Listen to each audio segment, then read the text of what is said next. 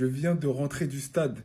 Côte d'Ivoire-Mozambique. Tout le monde parle de Amad Diallo, homme du match. Il a marqué, il a débloqué la situation. Mais moi, j'ai envie de parler d'un joueur qui, au contraire de son frère, a choisi la nation, a choisi la patrie. Guela Doué sur son côté, c'est trop.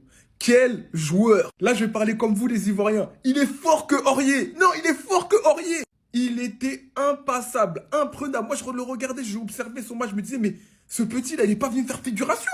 Non, son match aujourd'hui XXL, c'est de lui que vient le but sur un centre. C'est la passe clé, c'est pas la passe décisive, mais franchement, chapeau. Sinon, le champion en titre a commencé doucement sa campagne, tranquillement. Ils ont vu, en fait, on a pu apercevoir les prémices de leur talent. Yann Diomandé sur son côté, son coup de rein. En fait, j'ai envie qu'il danse coup du marteau juste pour voir son coup de rein, parce que là, comment il éteint sur le côté, c'est trop. Vraiment, même s'il s'est éteint un peu au fil du match, c'est vraiment une très très grosse arme pour la Côte d'Ivoire. On va finir par Amad Diallo qui a fait une très bonne prestation à la hauteur de son talent. Voilà, il a montré qu'il n'était pas venu faire figuration lui aussi. Il est là et il veut prendre son trophée. Le seul petit point négatif, c'est Wilfried Zaha. Pour moi, on sait qu'il y a beaucoup d'attentes autour de lui. Et aujourd'hui, il s'est enfermé dans un personnage où il en faisait un peu trop. Il a fait toujours la petite touche de trop avant de tirer. Voilà, il a fait des mauvais choix. Il était un peu emprunté. Voilà, c'est son premier match, on va attendre. En tout cas, la Côte d'Ivoire commence bien son tournoi, mais à voir dans le temps. On verra. On le savait tous en regardant la première mi-temps que si la Côte d'Ivoire était amenée à prendre le dessus, ça aurait été grâce à Amad Diallo. Il a survolé. Techniquement, il a survolé cette première mi-temps. Il était au-dessus. Il était tout simplement au-dessus. La Côte d'Ivoire s'impose sur la plus petite démarche face au Mozambique. Grâce à son jeune crack, c'était évident. Cette victoire est loin d'être une surprise. Et évidemment, VisiFoot l'avait prédit, avec presque 50% de victoire pour la Côte d'Ivoire. De toute façon, cette intelligence artificielle, elle se base sur tellement de choses qu'elle se trompe quasiment jamais. C'est une dinguerie. Là, elle a quasiment prédit le scénario du match.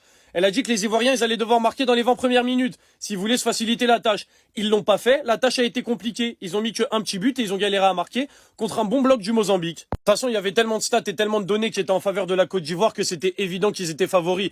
Voilà, que ce soit la forme, les face-à-face ou les buts, tout penchait à dire la Côte d'Ivoire. Bref, la Côte d'Ivoire arrive à faire l'essentiel face au Mozambique grâce à un très, très grand Amad Diallo. Amad Diallo qui est un des joueurs qui m'a le plus impressionné pour le moment dans cette CAN. Techniquement, c'est au-dessus. Techniquement, c'est un cran au-dessus. Dès qu'il reçoit la balle, il se passe quelque chose. Les défenseurs sont en train de trembler et ils ont de bonnes raisons parce que quasiment à chaque fois, il passe. C'est trop. Il y a d'autres têtes qu'on attendait qui n'ont pas été convaincantes, notamment Wilfried Zaha, que j'ai trouvé ultra décevant. Mais comme au global, l'équipe de la Côte d'Ivoire, qui m'ont un petit peu moins convaincu que d'autres équipes dans le jeu, comme le Sénégal, comme le Maroc, comme l'Égypte par exemple. Mais bon, grâce à un très grand Amad Diallo, tu gagnes des matchs comme ça. En tout cas, je sais que cette nation ivoirienne est capable de bien mieux et j'espère qu'ils vont pouvoir élever leur niveau de jeu parce que là, ils m'ont pas assez convaincu par rapport à ce que j'attendais d'eux. Voilà, je sais qu'ils peuvent élever ce niveau de jeu et j'espère qu'ils vont le faire parce qu'un jeu comme ça, je suis pas sûr que ça passe contre des nations bien plus préparées que le Mozambique. Ça va peut-être pas passer. Amad Diallo, Amad Diallo. Il est en mission, il est là pour fermer des bouches. Je le dis et je le répète, c'est son histoire. Buteur aujourd'hui, homme du match, il a été vraiment dans le boulot. Sur le côté, franchement, il a fatigué son latéral. Il aurait même dû sortir de ce match-là avec une, voire deux passes décisives. C'est tout ce qu'on attend de toi, Amad. Voilà, tu prends tes responsabilités. Tout le monde veut voir celui qui est à Manchester United. Aujourd'hui, il a été là. Prochain match, c'est Cameroun. On veut la même chose, voire mieux. Petit prince, Côte d'Ivoire, Côte d'Ivoire. La grande passionne del football.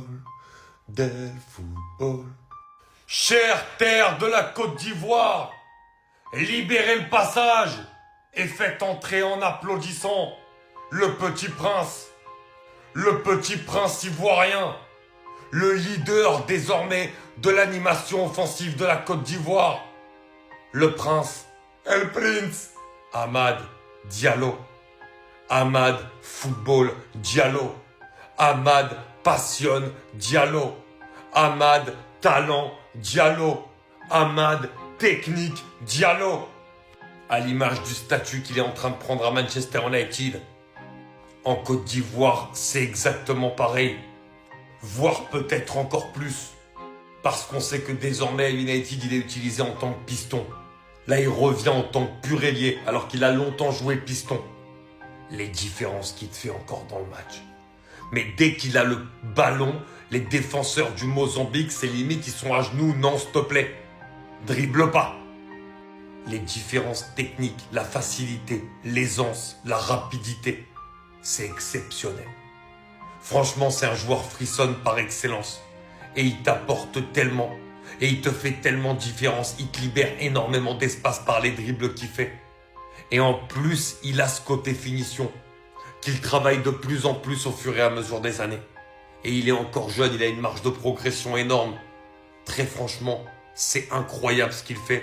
Et ce garçon-là, avec la Côte d'Ivoire, il va être plus qu'à suivre dans cette compétition. Mes chers amis ivoiriens, je viens de regarder votre match contre la Mozambique. Vous gagnez 1-0, mais il y a quand même des choses à dire sur ce match. Déjà, quand j'ai vu votre compo de départ, je me suis dit, mais cette équipe de Côte d'Ivoire, ils ont de la matière. Quand on voit que vous arrivez à aligner à la fois Yann Diomandé, Zahra, Diallo, t'as du Franck Kessié, du Kosunu, du Doué, du Ndika, je me suis dit, ah ouais, sur le papier, il y a quelque chose. Yann Diomandé sur son côté gauche. Mais qu'est-ce qu'il s'est régalé. Dans les petits espaces, remise en une touche. Vous ne savez pas la chance que vous avez, Ah, je vous le dis. Et en plus de ça, de l'autre côté à droite, t'as du Amad Diallo. Ah, en vrai, vous n'avez pitié de personne, Et les deux, en vrai, j'ai bien aimé leur match, Et en plus de ça, cerise sur le gâteau, tu leur rajoutes Wilfried Zaha. Après, lui, son match d'aujourd'hui, c'était compliqué, J'ai pas beaucoup aimé. Est-ce que c'est parce qu'il joue en neuf? Je ne sais plus si ces dernières années, il s'est reconverti en neuf ou pas. Parce que Wilfried Zaha, de base, moi, je l'ai connu sur un côté, à l'époque. Ou est-ce que, tout simplement, il n'était pas dans son match? Guéladoué, à droite, par contre, j'ai bien aimé aussi. Il a du peps, il a de la technique, il est concentré, il a de l'engagement. Franchement, j'ai bien aimé son match.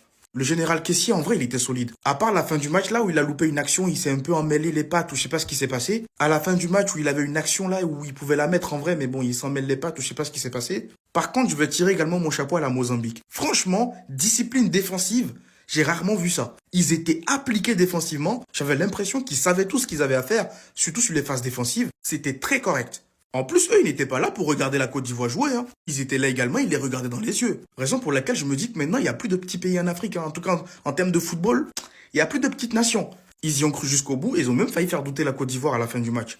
Et je vais terminer la vidéo par le gardien de Mozambique. Ah! À chaque arrêt qu'il faisait, il te lâchait le petit sourire là comme ça. Et je sais pas pourquoi, il était tellement fier de lui.